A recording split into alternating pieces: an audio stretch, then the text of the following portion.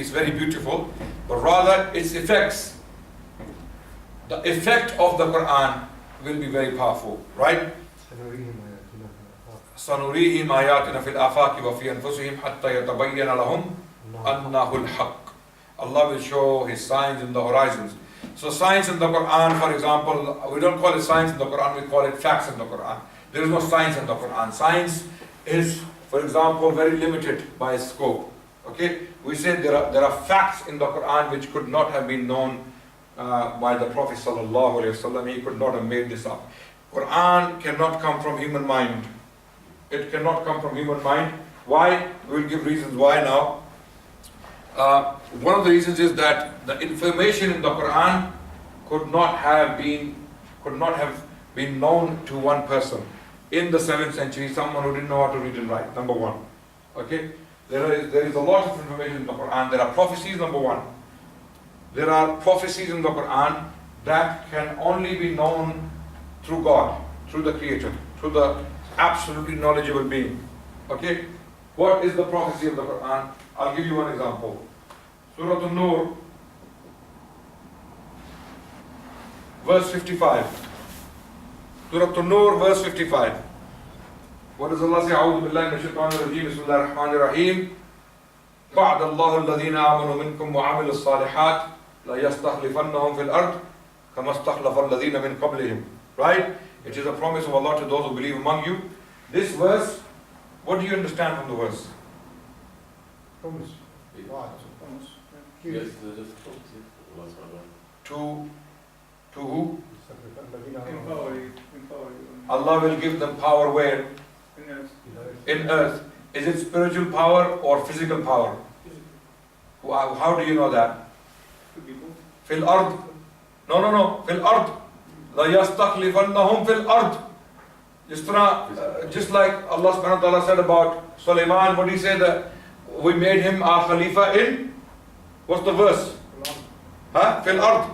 Yes, Allah gave him power in the land. Okay, so this is not only spiritual power. Allah is talking about temporal power. So Allah is making a promise to who? To who? To believers. Right? To believers. آمَنُوا مِنْكُمْ وَعَمِلُوا الصَّالِحَاتِ. Not only believe, righteous deeds. When this verse was revealed, what was the condition of the Muslims?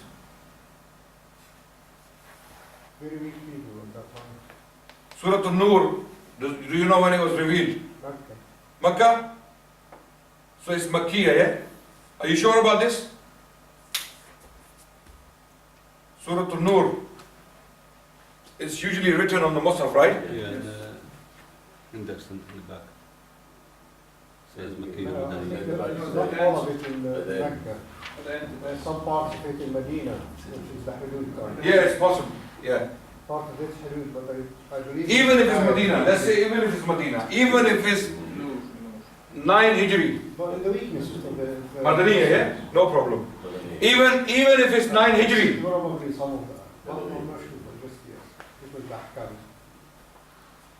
Some verses are Makki, some because verses came down randomly. But let's say even it is revealed in the year 9 or 10 Hijri, when the Prophet ﷺ was last year. What was the condition of the Muslims? In the year 9? Now they were controlling the whole area there. No. Year 9? What do you mean was the condition? Year 9, when Allah subhanahu wa ta'ala revealed Surah Tawbah. That's still in Mecca, is it? Huh? 10 That was years strong. Mecca, so 9. 13. No, year 9 Hijri. After Yeah, year 9 Hijri, when Surah Tawbah was revealed. Yeah. Surah Tawbah deals with an incident. The covenant with the Tabuk, Yeah, Ghazwat of Tabuk, right? Or 9:29, Surah Tawbah, verse 29, the one that is called Ayatul Sayf. Yeah, a lot of the ulama they call it. Why was it revealed as Sabab al-Nuzul? Because the Romans were planning to attack the Muslims. Muslims are very weak. The Romans were threatening. You know the hadith of Umar bin Khattab radiallahu anhu, when Rasulullah sallallahu alaihi wasallam, there was a rumor that he divorced his wives, you know, in Bukhari, Sahih Bukhari. And the companion of Umar, he came knocking the door. It's a very long hadith. Abdullah bin Abbas radiallahu anh, he asked Umar bin Khattab about the two wives who are being addressed in Surah Al-Tahrim. In Surah Al-Tahrim, Allah is talking about two wives of the Messenger of Allah sallallahu alaihi wasallam. Yes? Correcting them, advising them. So Abdullah bin Abbas, when Umar was coming back from Hajj, it's in Bukhari, some very long hadith. He asked, Ya Amir al-Mu'mineen, who are those two wives Allah was talking about in Surah Al-Tahrim? Umar, when he was making wudu, because Abdullah bin Abbas was pouring water, Umar looked at him and said, you don't know? I'm surprised you don't know. He said, it was Hafsa and Aisha radiallahu anhuma. Okay? Yes. So then Umar started to explain the circumstances. He said, let me tell you the full story, what happened. And then part of the story is that when the Ansari, the Sahabi, came running to knock the door to tell Umar that the Prophet has divorced his wife, yeah? Cut the long story short, when Umar opened the door, because the door was knocked so hard, Umar said, what happened? Have the Romans come? Because they were now expecting the Romans to attack. And Umar clearly states in the hadith that we were expecting an attack from Romans. We were told that the Romans are preparing the horses to attack us. This is how weak the Muslims are. Even in year 9, close to the death of the Prophet ﷺ. And we know this verse was revealed at that time. Let's say Madaniyan. Surah Madaniyan, no problem. Okay? Even at that time the Muslims were on the back foot. How do we know again? Jaysh Osama, after the death of Rasulullah ﷺ, Muslims are so weak that Abu Bakr was told by the Sahaba, don't send this Jaysh. Who's going to protect Medina? And Abu Bakr said, we will send it, even if there are dogs dragging, pulling the garments of the wives of Rasulullah ﷺ, because he commanded it, right? They were weak. And another point, we have makhtutat. Makhtutat, the actual manuscripts of the Quran from the very early period, when the conquests of Islam are not yet complete. This is the point you have to understand. No one can claim, this verse was made later on when the conquests already happened, and then the Arabs, they put the verse in the Quran to make, no. They can't argue that, because we have carbon dated copies of the Quran belonging to the first century before the conquest. So Allah is making a promise here. وَعَدَ اللَّهُ الَّذِينَ آمَنُوا مِنكُمْ وَعَمِلُوا الصَّالِحَاتِ لَيَسْتَخْلِفَنَّهُمْ فِي الْأَرْضِ كَمَا اسْتَخْلَفَ الَّذِينَ مِنْ قَبْلِهِمْ. And now, by the year 92 Hijri, 92, this is very important year. How many years after the Prophet's death? 81 years. 81 years after the Prophet's death, and there are Sahaba alive. Ashab al-Rasul are still alive at this time. Anas bin Malik was alive. When was the last Sahabi? When did he die?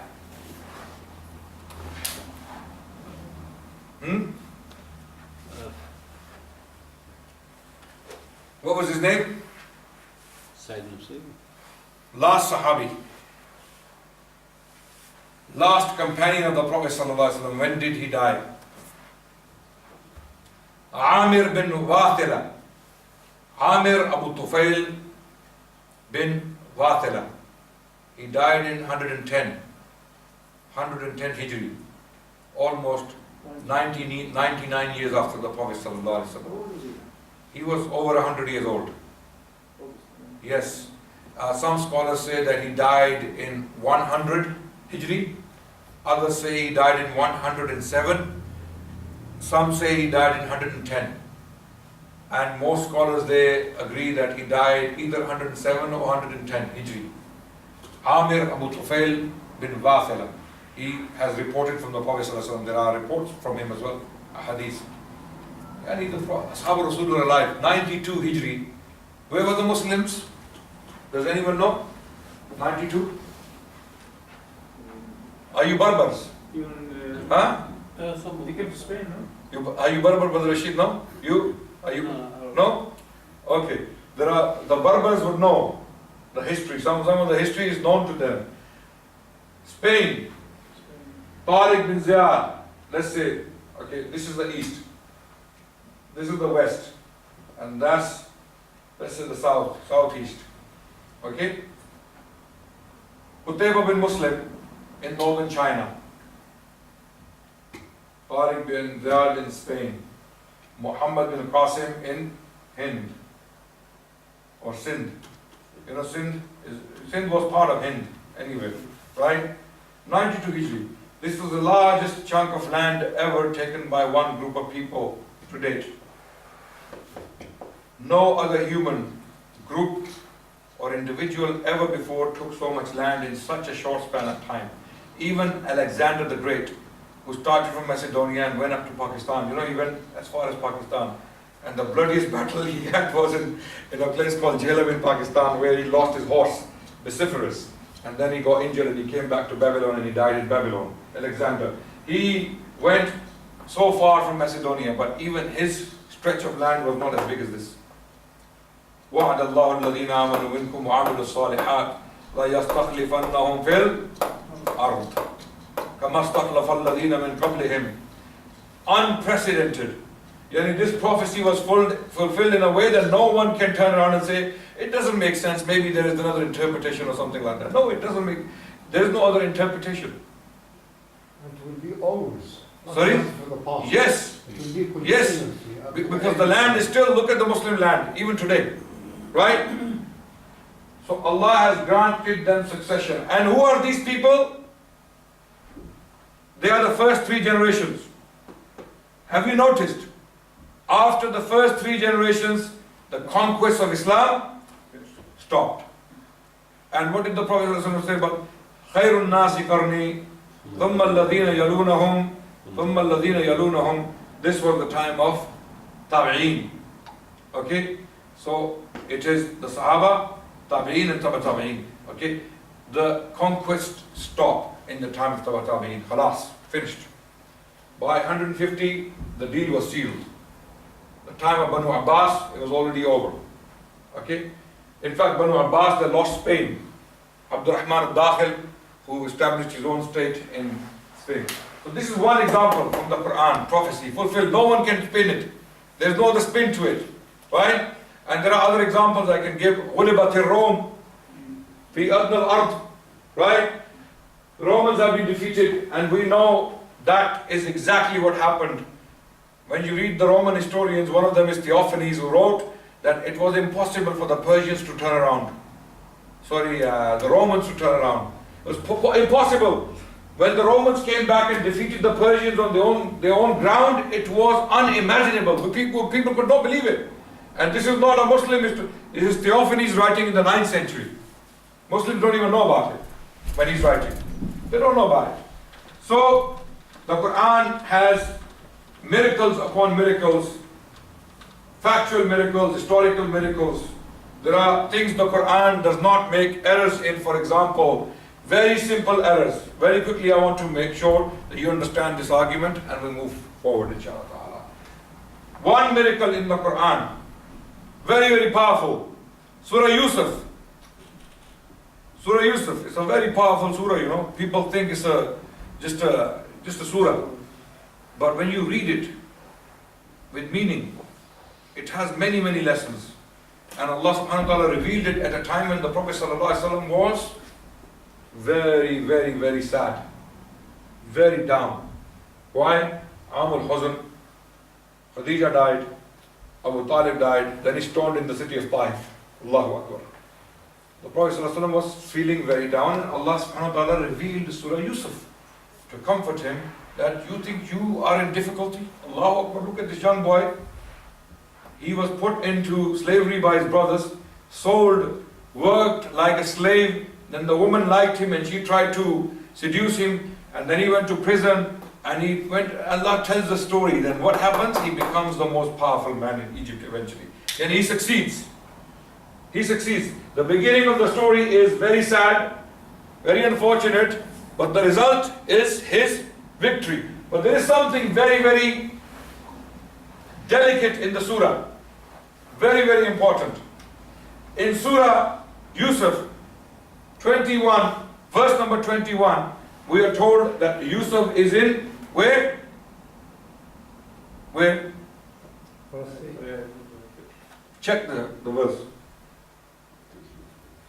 Egypt. Verse number 21, Surah Yusuf. Oh, the beginning he was in Palestine. Yes, of course he So what does it say? Of course in the beginning. وقال الذي اشتراه من مصر لامرأته أكرمي مثواه. لا فلما سمع 21. Ayah 21. وقال الذي اشتراه من مصر لامرأته أكرمي مثواه. Now, Yusuf is in Misr. And when he's talking to the king, who is the king? The king of Pharaoh. Misr. Pharaoh. Pharaoh, right? Pharaoh, right? Because when Musa talks to the king in the Quran, اذهب إلى فرعون إنه طغى. Yes? Musa. Then Yusuf alayhi salam, when he talks to the king of Egypt, find me the word Pharaoh in Surah Yusuf. Not there. It's not there. It's Malik. Malik. All the way Malik. Malik is talking. Malik is dealing with him. Why Malik? Why not Pharaoh? It's the king of Egypt. Verse number 21 clarifies it's Egypt. So why not Pharaoh?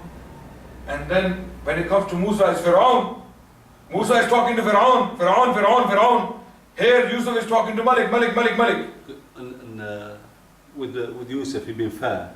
He been fair judgment to Yusuf.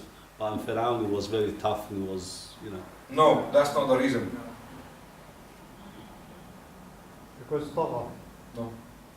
Because at the time of Yusuf alayhi salam, which is the old kingdom, the Pharaonic dynasties or the Egyptian dynasties, at this time, which is nearly between 20th to the 18th century BC, before Christ, there was an Asiatic family called Hyksos. They were governing Egypt and they were not Pharaoh. They were not from the Pharaoh, they were Asiatic, they were from Asia. They had invaded Egypt, they had occupied Egypt, and for two or 3 centuries they had occupied Egypt, and it was them who were governing Egypt at the time. So their title was simply in the Egyptian language Hamf, which means Your Majesty, Malik, Ayyuhal Malik. Okay, so it was the king, right? But when the Pharaoh came back in the new kingdom, when Musa alayhi salam was sent by Allah subhanahu wa ta'ala about 14th to 15th century BC, the title Pharaoh was used for the kings of Egypt, clearly. And who tells us this information? Hieroglyphs. You know the Egyptian language of the temples? Hieroglyphs. Historians have written this. This is a fact that came to light only in the 19th century, or maybe early 20th century. So why does the Quran make this distinction? Why does the Quran make this distinction? Yani, سَنُرِيهِمْ آيَاتِنَا فِي الْآفَاقِ وَفِي أَنفُسِهِمْ حَتَّى يَتَبَيَّنَ لَهُمْ أَنَّهُ الْحَقِّ. Yani, Quran has things in it that will become clear for the future. Yani, Ashab al-Rasul, when they were reading Malik, Quran, what's the difference? They don't know the significance. It is us. We came to realize what the significance is. Allah is showing His signs to every single age. Something new is coming out of the Quran. There are things in the Quran we don't understand today. We don't fully understand their significance. They will come clear for the future generations. Allah will always establish His case for the people to come. So, this is a very, very powerful point. Malik and Pharaoh. Now, amazingly, people accuse the Prophet ﷺ copying the Quran from the previous books. If he was copying ﷺ, or the ones who are helping him copy, when you read the book of Genesis, the first book of the Bible, the story of Yusuf is there, the story of Musa is there, and story of Ibrahim is there. All of them, when they are talking to the king of Egypt, what do they call him? Pharaoh. But this is what we call anachronism, anachronistic mistake, historical error. in the Bible, because the Bible in its current form was written later, in the 6th century BC, when the kings of Egypt were known as Pharaoh. So the scribes who were copying the Bible, they thought they were clever, they will change the mistakes. They obviously changed they called the king of Egypt Pharaoh. If Rasulullah was copying Surah Yusuf or the story of Joseph from the Bible, which is a very, he would have Pharaoh all the way. Right? But the Quran makes the distinction. So these are one or two examples you can use to show people, the one you're talking to, that there are reasons as to why we believe the Quran is not from Muhammad sallallahu alaihi wasallam. I don't think that's a very strong argument. Use arguments that cannot be broken. Use things that cannot be broken, like prophecy, like that. They cannot be broken. They cannot argue that Muhammad sallallahu alaihi wasallam had some knowledge of the future and he was able to tell that his companion. When they were the weakest people on the planet, when Rasulullah sallallahu alaihi wasallam told Adi bin Hatim that you will open the treasures of Kisra, and Adi was so shocked. He said, Ya Rasulullah, Kisra bin Hormuz? Which Kisra? Which Kisra are you talking about? He was shocked. He couldn't believe it when Rasulullah sallallahu alaihi wasallam told him Kisra. He said, which Kisra? Yani, are you talking about the same Kisra I'm thinking of? And the Prophet said, yes, Kisra bin Hormuz. And Adi, okay, inshallah. Yeah, but it happened in his life. He said, I was alive, I saw it. In the same hadith in Bukhari, he states that I saw two things fulfilled. And the third will also be fulfilled if you live long enough. Three things were, a woman will come alone, she will make tawaf around the Kaaba on a beast and go back from Hira. And then you will open the treasures of Kisra. And there will be so much money in your hands that you will look for people to take charity and no one. Umar bin Abdul, his time, it happened. It happened. So, there are so many examples, but this is for the prophethood. So now you have shown reasons as to why the Quran, there are some reasons, factual statements. For example, have those who disbelieve not considered that the heavens and the earth were a joined entity, Big Bang, if you want to call it that, yeah? And we separated them and made from water every living thing. Then will they not believe? So Allah subhanahu wa ta'ala created matter and antimatter and separated it. Allah is the one who did the, Badi'u samawati wal ard. And the heaven we constructed with strength. Indeed, we are its expander. So this could not have been known to the Messenger of Allah sallallahu alaihi wasallam. How could he know that it's expanding? Or it was expanded? How would the Prophet sallallahu alaihi wasallam know that the universe has been expanded? How? So Allah subhanahu wa ta'ala is expanding it. Then there is stages of embryology. Subhanallah, this cannot come from, amazingly people claim that Rasulullah sallallahu alaihi wasallam was copying from, listen, so that you are prepared for this.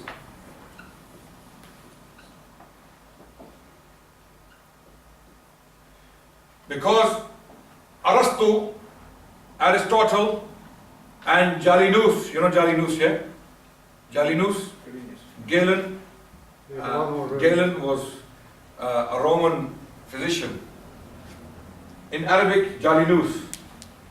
So both of them, they wrote on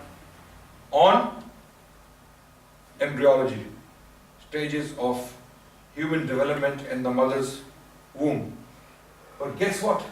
They both made drastic errors. Drastic errors. Aristotle said that a fetus is produced by the mixture of semen and menstrual blood, which is completely false, right? Semen and menstrual blood. This is what human is produced of. Galen, he made serious errors in describing the stages of embryology. Made serious errors, right? Again, if the Prophet ﷺ was copying from them, why did he not make the same errors? Simple. It would have been logical that the Prophet ﷺ would have been copying from, Rastu or Jalinus. When you look at the stages of the Quran, they are absolutely factual. They're not scientific. They're not in the detail, because science is not the topic of the Quran. Quran gives signs. It says, okay, this is what happened. Prove it wrong. If there is an error, prove it wrong. So the Quran, if Prophet Muhammad sallallahu alaihi wasallam was an impostor, a'udhu billah thumma a'udhu billah, he was not a true prophet, then he was very brave. Why? He is discussing so many different topics in one book, and he's not even scared that he will be caught. His companions are not stupid people. Some of them are poets. They were intelligent people, right? They could have caught him. But subhanAllah, there is not one thing you can find in the Quran where you can say 100% false. Like Aristotle said, it is mixed, or it's a mixture of semen and menstrual blood. If the Quran had a verse like that, finished, game over, right? Then it's definitely copied from Aristotle, right? But look at these stages. Then we made the sperm drop into a clinging clot, and we made the clot into a lump, and we made the lump bones, and we covered the bones with flesh. Then we developed him into another creation, subhanAllah. So these are very specific stages described by Allah subhanahu wa ta'ala. And they're factual. They're not wrong. According to what knowledge we have of embryology, according to that knowledge, this is not detailed. This is very, very basic. What the Quran is telling you, very basic. It's not scientific. Science is very deep. It goes into details, right? It has names of muscles and tissues and bones and cartilages, all of that, right? It's giving you basic stage by stage, and it's not non-factual. It's completely accurate. And Rasulullah sallallahu alaihi wasallam, one person. Now, if we claim that the Prophet sallallahu alaihi wasallam was copying from different people, then he must have had a library, subhanAllah, bigger than Bodleian Library in Oxford University or something, and he had a bunch of, Language barrier, they wouldn't be possible. Yes. How? Did he know Greek, Aramaic, hieroglyphs, then Latin and other languages? Subhanallah, Rasulullah sallallahu alaihi wasallam, the only thing we know, he knew Arabic, and he didn't even know how to read and write. So, about history, we have discussed the issue of Egypt, the king, the issue of Yusuf alayhi salam. Break? You want to take a break for me? Okay, you want to break, brothers, for 10 minutes? Yes? Inshallah, let's take a break, 10 minutes. We come back in 10 minutes, inshallah. Okay. And then the final point, prophethood, and inshallah ta'ala, then we will summarize it, and it will become very, very clear as to what we have learned today, inshallah. Reservation of is that Again, they can contest it, because we don't know whether that is the Fir'aun of Musa alayhi salam. Ramses II. It is Ramses II. And a lot of people believe that that's not the Fir'aun of Musa alayhi salam. Fir'aun of Musa alayhi salam was another one. I forgot his name. I forgot his name. He was in the 15th century BC. Ramses was in the 13th century BC. So he's 2 centuries late. You see? So some people claim that that could be the Fir'aun of Musa alayhi salam. It's very possible. I'm not saying it's not. It's that he cannot be possibly be the Fir'aun of Musa alayhi salam. I'm not saying that. I'm saying there are some scholars, biblical scholars, they say no, Ramses is late. But we don't know when Musa alayhi salam. We don't even know for sure when Ramses lived. So these dates, chronology is estimated. So it may well be. And his body is being preserved, so a lot of people are using it as an example. And it's a good example because Ramses was one of the most powerful pharaohs. He was one of the most powerful ones. If not the most powerful, because we know from his temples and infrastructure and architecture, we know from that Ramses was one of the most powerful pharaohs. And if you go to the British Museum, you see statues and all over Egypt. So it was very powerful.